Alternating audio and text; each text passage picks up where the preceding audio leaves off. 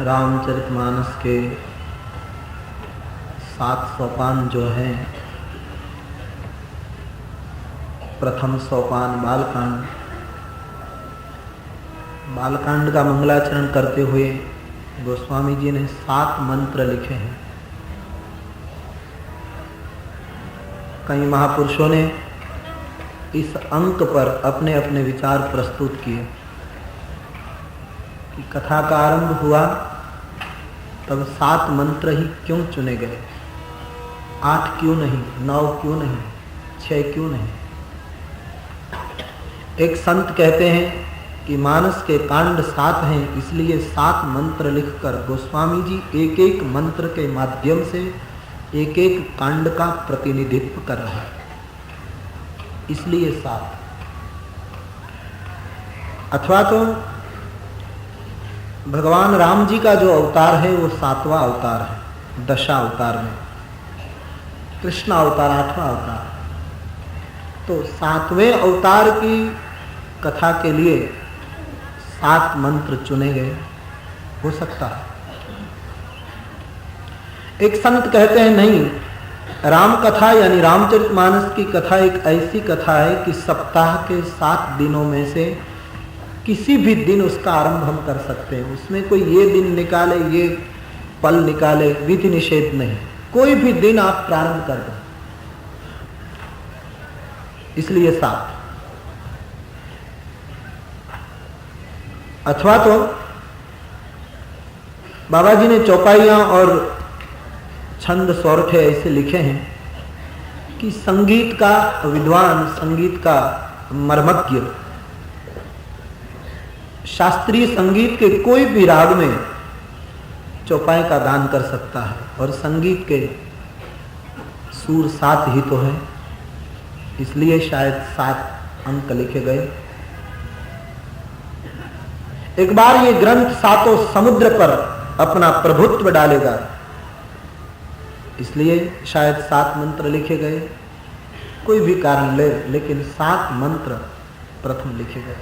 प्रथम मंत्र जिसमें गणेश जी की और सरस्वती जी की वंदना की गई है। आइए हम आरंभ करें। वर्णानामर्थ संघानां रसानां छन्दसां मंगलानां च कर्तारं वन्दे वाणी विनायकं।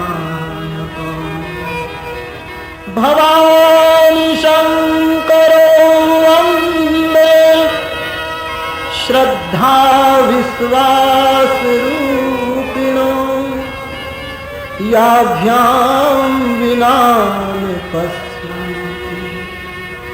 सिद्धा स्वांत स्थमीश्वर। ए भाई आप ठीक कर लीजिए बात, मुझे डिस्टर्ब हो।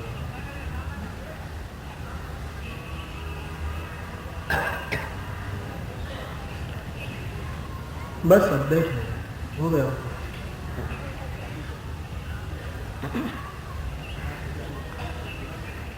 तो प्रथम मंत्र में गणेश जी और सरस्वती जी की वंदना है। और आशा यही रखी जाती थी कि रामचरितमानस का जब आरंभ होगा तब अपने इष्ट के मंगलमय नाम से शायद होगा, लेकिन धारणा गलत साबित हुई। गोस्वामी जी ने मानस का आरंभ वर्ण शब्द से किया।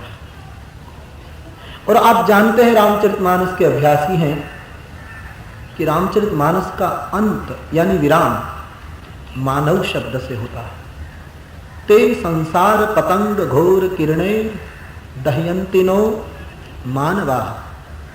रामचरितमानस का आदि शब्द है वर्ण और समाप्ति का शब्द है मानव। उसके पीछे गोस्वामी जी की एक निजी दृष्टि है, ऐसा लगता है। गोस्वामी जी ने शायद यह सोचा होगा कि कल मेरे ग्रंथ पर ब्राह्मण लोग कहेंगे कि इस ग्रंथ पर हमारा ही अधिकार है। कल शायद क्षत्रिय ये कहेंगे कि राम हमारे कुल में पैदा हुए, इसलिए रामचरितमानस पर क्षत्रियों का अधिकार। कल वैश्य लोग ये कहेंगे कि पैसे हम जुटाते हैं, बड़े बड़े आयोजन हम करते हैं, कथा के रचना हम करते हैं आयोजन, तो हमारा अधिकार ग्रंथ पर, ऐसा शायद वैश्य कहेंगे। या तो कल शूद्र ये कहेंगे कि भगवान राम 14 साल हमारे बीच में आकर बसे, इसलिए इस ग्रंथ पर हमारा अधिकार। वर्णाश्रम की तकरार कल भविष्य में रामचरितमानस को ग्रस्त न ले, इसलिए गोस्वामी जी ने कहा कि मेरे ग्रंथ का वर्ण न ब्राह्मण है, न क्षत्रिय है, न वैश्य है, न शूद्र है। मेरे ग्रंथ का वर्ण केवल मानव, जिसके लिए प्रथम शब्द वर्ण है और अंतिम शब्द मानव है। तो वर्ण और मानव, ये दो शब्दों के बीच में पूरा शास्त्र पड़ा है। जो मानव है, जो मानव कहलाता है, सबको अधिकार है। और गोस्वामी जी चाहते हैं यही कि संसार में सही मानव पैदा हो, क्योंकि रावण का नाश देव भी नहीं कर सकते, दानव भी नहीं कर सकते। रावण का नाश मानव ही कर सकते। इसलिए खुद रावण भी चाहता है कि भगवान के हाथ नहीं, भले ही भीतर उसकी चाह ये रही कि भगवान के हाथ मेरी मौत हो, लेकिन उसने जब मांगा तब तो यही ही मांग की है कि मेरी मृत्यु मनुष्य के हाथ है। समाज को एक ऐसा मनुष्य चाहिए जो दशाननी प्रकृति का ध्वंस करे, जो रावणी वृत्ति का नाश करे। इसलिए मानव निर्माण करना है संसार में। इसलिए बाबा जी कहते हैं मेरे ग्रंथ का वर्ण मानव है। एक अर्थ यह भी हो सकता है कि गोस्वामी जी ने वर्ण और मानव शब्द आदि और अंत में लिखकर यह बताया कि जो परमात्मा निराकार है, निर्गुण है, वो मानव रूप में वर्णित हो गया, इसलिए भी शायद ये शब्द लिखा गया हो, कोई भी कारण हो। लेकिन आदि में वर्ण और अंत में मानव शब्द कहकर एक बड़ी क्रांतिकारी घोषणा है यहाँ, ऐसा हमको लगता है। तो सबसे पहले वंदे वाणी विनायक को, तो वाणी और विनायक दोनों को साथ में रखा है। ज्यादातर लोग ग्रंथ की रचना करेंगे या कुछ प्रारंभ करेंगे तो या पहले गणेश जी की वंदना करेंगे या पहले सरस्वती की वंदना करेंगे। यहाँ दोनों को साथ में रखा गया। क्यों? कि सरस्वती बुद्धि दे सकती हैं, गणपति ज्ञान देते हैं। केवल बुद्धि मिले और ज्ञान न हो, समझ न हो, विवेक न हो तो भी ठीक नहीं। और ज्ञान बहुत हो लेकिन वाणी न हो, सरस्वती वाणी भी प्रदान करती, वाणी की अधिष्ठात्री है वो। ज्ञान बहुत हो लेकिन शब्द न हो तो अपना कल्याण हो सकता है, समाज का उत्थान नहीं कर सकते। रामकृष्ण देव के पास ज्ञान के लिए क्या बताएं, लेकिन शब्द नहीं रहे थे, इसलिए विवेकानंद की भाषा का उपयोग करना पड़ा। देश विदेश में परमहंस का जो ज्ञान बहा वो विवेकानंद के भाषा के माध्यम से बहा। ज्ञान थे, भाषा नहीं थी। बाबा जी कहते हैं स्वांत सुख के लिए मुझे ये चाहिए और मेरा स्वांत सुख दूसरों को भी लाभ हो, इसलिए वाणी की भी आवश्यकता है। एक अर्थ में कहे तो वाणी और विनायक की ऐसे स्तुति की। दूसरे मंत्र में शिव और पार्वती की वंदना की। भवानी शंकरो वंदे श्रद्धा विश्वास रूपिणो। साक्षात श्रद्धा और विश्वास के प्रतीक भगवान चंद्रशेखर और माँ पार्वती की वंदना की। ये दो यदि न हो तो योगी के हृदय में बैठे हुए परमात्मा योगी को भी सुलभ नहीं तो भोगी को कैसे मिले। जब तक श्रद्धा और विश्वास नहीं है, उसका मेल नहीं है, तब तक योगी को भी परमात्मा की अनुभूति नहीं होती। तो श्रद्धा और विश्वास के प्रतीक भगवान शिव और पार्वती की वंदना की। जिसके भाल में वक्र चंद्र सोह रहा है, जो समष्टि के परम गुरु हैं भगवान शिव जी, उसकी वंदना आई। सीताराम जी के गुणगान रूपी अरण्य में नित्य निवास और विहार करने वाले विज्ञान स्वरूप आदि कवि वाल्मीकि और हनुमंत बाबा की वंदना की। इस संसार को उत्पन्न, पालन और लय करने वाले, सर्व का श्रेय करने वाले, परमात्मा की इच्छा के अनुकूल वर्तन करने वाली आद्य शक्ति पराम्बा श्री सीता जी की वंदना की। और बाद में जिसकी माया के अधीन ये पूरा संसार चल रहा है, वो परमात्मा रामभद्र की वंदना की। और ये वंदना करते करते इस ग्रंथ का मूल उद्देश्य बताते हुए गोस्वामी जी ने कह दिया कि सैकड़ों ऋषि मुनियों ने राम कथा पर अपनी कलम चलाई,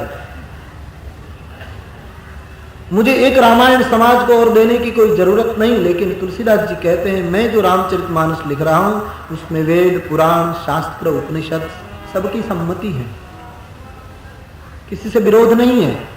लेकिन एक शब्द जोड़ा, नाना पुराण निगमागम सम्मतम यद रामायणे निगदितम क्वचिदन्यतोपि। कुछ और भी लगाया है इसमें।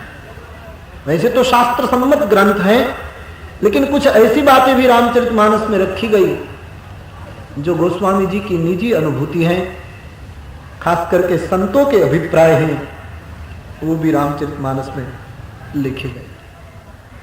और ठीक ढंग से कहे तो राम कथा में सब शास्त्रों का सार तो है ही, लेकिन सबसे बड़ी बात यह है कि इसमें संत मत बहुत, और संत मत सर्वकालिक होता है। वेद हम चाहते हैं, जानते हैं कि वेद सर्व को ग्राह्य है, लेकिन और धर्म को मानने वाले पूर्वग्रह से भी वेद को कबूल नहीं करेंगे। लेकिन संत मत को कौन अनादर करेगा? संत मत सबके लिए स्वीकार्य होता है। तो रामचरितमानस में क्वचिद अन्यतोपि संतों का मत रखा। कुछ लोग प्रश्न करते हैं ना कि गोस्वामी जी को क्या अधिकार था कि शास्त्र, पुराण और उपनिषदों से बाहर की बात भी रख दे, उसमें क्या अधिकार? इसका जवाब केवल एक ही है कि अपनी निजी मालिकी का जो मकान होता है उसमें हम कहीं भी खिड़की लगा सकते हैं, कोई मना नहीं कर सकता। अपनी निजी मालिकी का मकान होना चाहिए। तो रामायण गोस्वामी जी कहते हैं, मैंने अपने लिए रचा है, मैं जहां चाहूं, मुझे जो संतों का मत दिखाई दिया वो लिख दिया। क्योंकि रामचरितमानस में संत मत का बड़ा प्राबल्य है, प्रमाण भी मिलता है। सुनिए, ये हान पक्ष, ये हान पक्ष पात कछु राखो, वेद पुराण संत मत भाखो, वेद पुराण संत मत भाखो। संतों का मत बहुत है। वास्तव में कहूं तो ये ग्रंथ संत महिमा का ग्रंथ है। परमात्मा की महिमा तो है ही, लेकिन ज्यादा इस ग्रंथ में संतों की महिमा, साधु की महिमा। तो संत मत बार बार मिलता है मानस। और ये सब मैंने इसलिए किया है, स्वांतः सुखाय तुलसी रघुनाथ गाथा। मेरे अंतःकरण के सुख के लिए हम अपने कमरे में या तो अपने घर में बत्ती लगवाते हैं, हमको प्रकाश मिले इसलिए। लेकिन खिड़की खोल दें और प्रकाश बाहर चला जाए तो हम रोक नहीं पाते। और इस प्रकाश से कोई किताब भी पढ़ लेगा, किसी को मार्ग भी दिखाई देगा। हमने बल्ब लगवाया, लाइट फिटिंग करवाया है हमारे लिए, लेकिन द्वार और खिड़की खोलने से प्रकाश बाहर चला जाता है तो दूसरों को भी लाभ हो जाता है। वैसे बाबा जी ने ग्रंथ की रचना की है स्वांतः सुखाय, लेकिन गृहस्थ की खिड़की खुली हो और प्रकाश बाहर चला जाए, संतों के तो हर द्वार खुले हुआ था। तो ये गोस्वामी जी की स्वांतः सुख की बात आज वैश्विक सुख बन चुकी है, सबके सुख का कारण बन चुकी है। तो स्वांतः सुखाय तुलसी रघुनाथ गाथा, भाषा निबद्ध मत मंजुल मात मौती। इतना कहकर अब बिल्कुल प्राकृत भाषा में ग्रंथ का आरंभ होता है। देखिए कितनी बड़ी क्रांति है। 400 साल से ऊपर कुछ साल संस्कृत का जमाना, और इतने प्रकांड पंडित संस्कृत के होते हुए भी गोस्वामी जी ने सोचा कि मुझे लोक के पास पहुंचना है, लोक हृदय तक रामचरितमानस को पहुंचाना है। जैसे मेरे इष्ट राजगादी छोड़कर 14 साल भीलों के बीच में जाकर बसे, वैसे मेरा ग्रंथ भी संस्कृत भाषा को प्रणाम करके लोक भाषा में, ग्राम्य गिरा में हो, ताकि जन जन हृदय तक पहुंच पाए। भले ही कोई मुझे पंडित न कहे, भले ही दुनिया मुझे विद्वान न कहे, मुझे क्या लेना देना, लेकिन एक ग्रंथ लोक हृदय तक पहुंचे। इसलिए राम जी ने जो किया सो गोस्वामी जी कर रहे हैं। और ध्यान देना, दुनिया में लोकप्रिय होना आसान है, लोक प्राप्य होना बहुत कठिन है। संसार में कई व्यक्ति ऐसी हुई हैं जो लोकप्रिय बहुत हो गए, कई ग्रंथ ऐसे हुए जो बहुत लोकप्रिय हुए, लेकिन लोक प्राप्य कितने हुए? बाबा जी चाहते हैं भगवान राम जी लोकप्रिय भी हुए और लोक प्राप्य भी हुए। प्रमाण है वेद वचन मुनि मन अगम, वेदों को जो अगम, मुनियों को जो अगम, ये परमात्मा भीलों के बीच में कौटुंबिक संबंध बनाकर निवास करने लगे, लोक प्राप्य हो गए।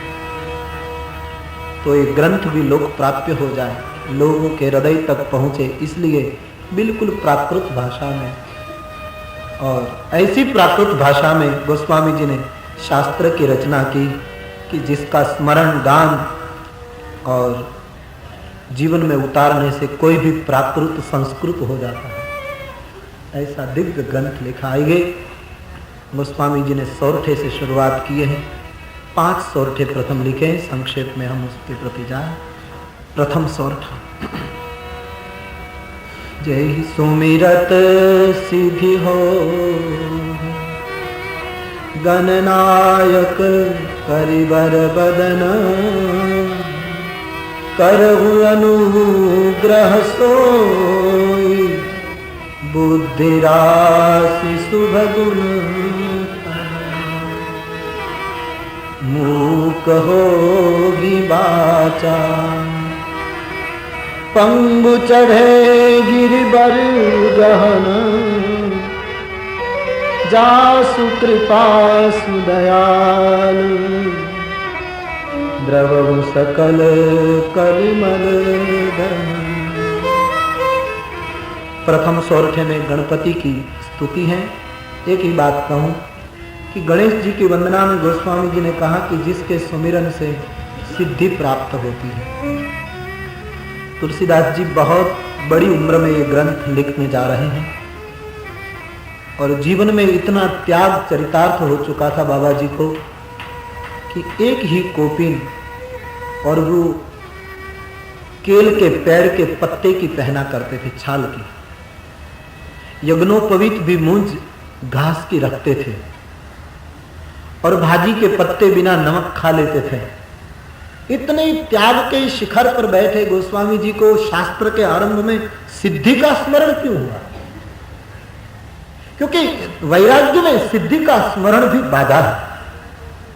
हमने सब छोड़ दिया लेकिन स्मरण बना रहे तो भी समझना कि बाधा है। तो गोस्वामी जी जैसे त्यागी संत को सिद्धि कैसे याद आई? उसको तो यह याद आना चाहिए कि गणपति की आराधना करने से भक्ति प्राप्त हो, ये प्राप्त हो, लेकिन सुमिरत सिद्धि हो, सिद्धि का सुमिरन हुआ। और त्याग में सुमिरन भी बाधक है।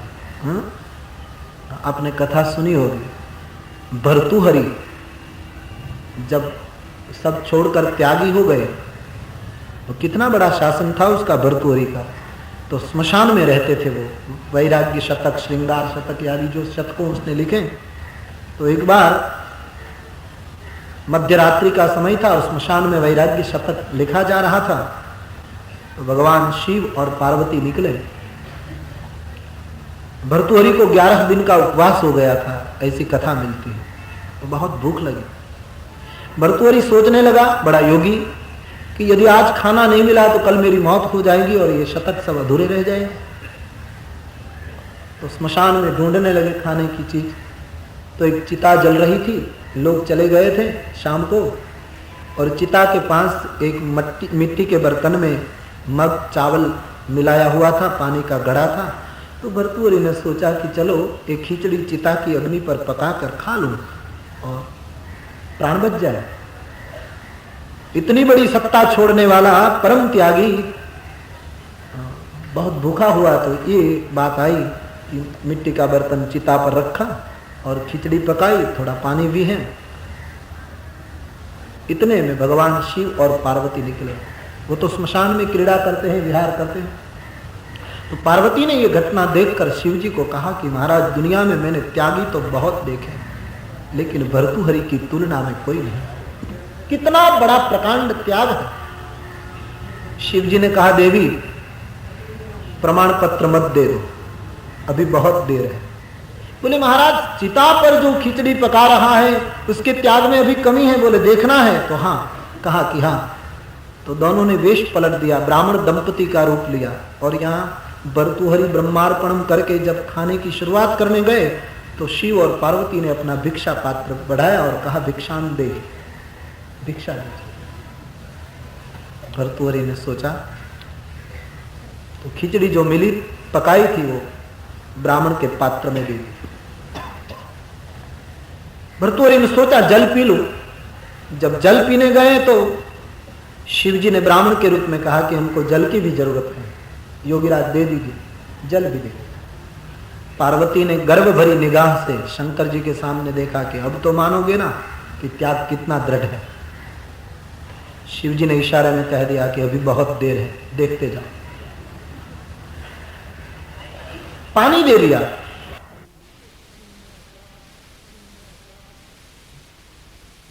लेकिन हम भी भूखे हैं, आप भी भूखे हैं, तो दे तो दिया आपने, लेकिन आधा तुम रखो, आधा हम खाएं, सब मत छोड़ो, आधा तुम रखो।